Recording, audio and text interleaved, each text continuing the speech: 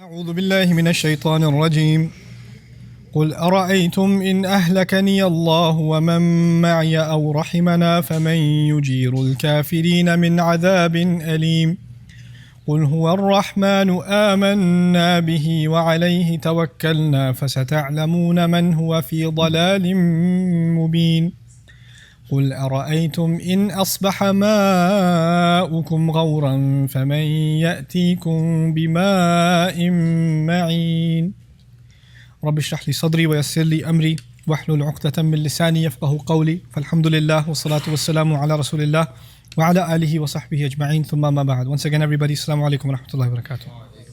Alright guys, so we are now in the sixth and final section of the surah.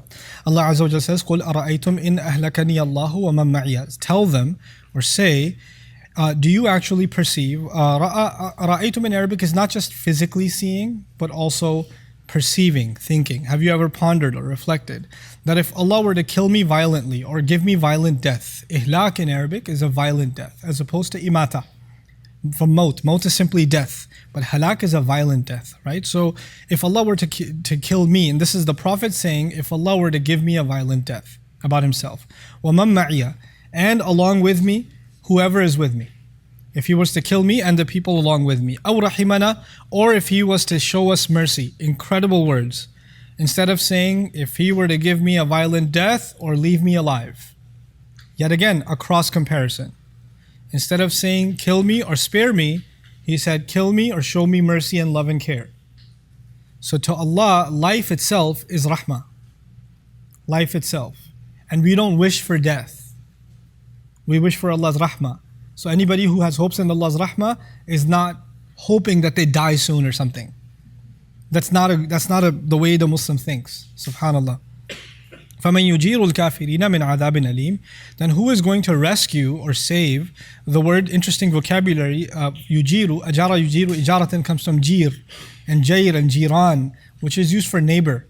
And actually ijara means of you to be protected in the vicinity you're in. So who is going to give you vicinity? Like, ijara is literally when a neighbor comes and says, I'll take care of you, come and hide in my basement or come and stay with me. And that kind of protection is actually called ijaara. Okay? So Allah neighbors you when He protects you. Allahumma ajirna minan nar. Protect us with your company from the fire. Right? By being our neighbor. So bring us close to you and away from fire. That's actually ijaara. As opposed to qina adhab an-nar. Protect us. That's just protection raw. But ijaara is actually to be in the company of someone and protect them. Okay? And that's why you get the word neighbor from it. Al-jar, jiran, things like that. Okay? Anyway, فَمَنْ يُجِيرُ الْكَافِرِينَ مِنْ عَذَابٍ أَلِيمٍ. Who is going to protect disbelievers from a painful punishment? A few interesting things to note here is it began with قُلْ أَرَأَيْتُمْ. Do you all see? Do you all see? And if the question begins like that, it should end with فَمَنْ يُجِيرُكُمْ مِنْ عَذَابٍ أَلِيمٍ. Do you all see who's going to save you from painful punishment? But it says فَمَنْ يُجِيرُ الْكَافِرِينَ مِنْ عَذَابٍ أَلِيمٍ. It actually stops addressing them. This is actually a third degree on top. What do I mean by that? In the beginning, Allah was talking to them directly. Then Allah said, I'm not going to talk to you directly, I'll have my Prophet talk to you. Now, the Prophet is talking to them and halfway through, he's not even talking to them directly. He switches over from يُجِيرُ الْكَافِرِينَ مِنْ عَذَابٍ أَلِيمٍ. It's this third degree of separation. Just get lost.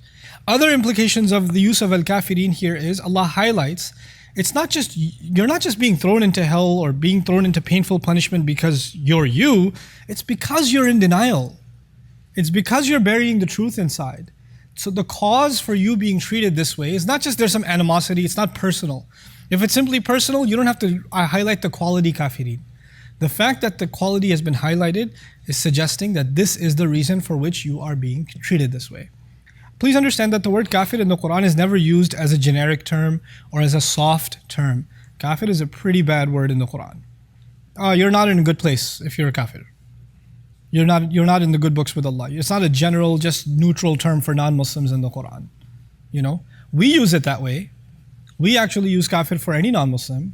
And that maybe something became coined in Islam, in Muslim civilization and sociology. We kind of just, as convenience, started talking about every non-Muslim as kafir. right?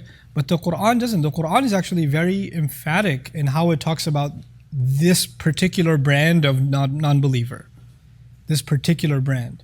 And it has other language for other kinds of non-Muslims, okay?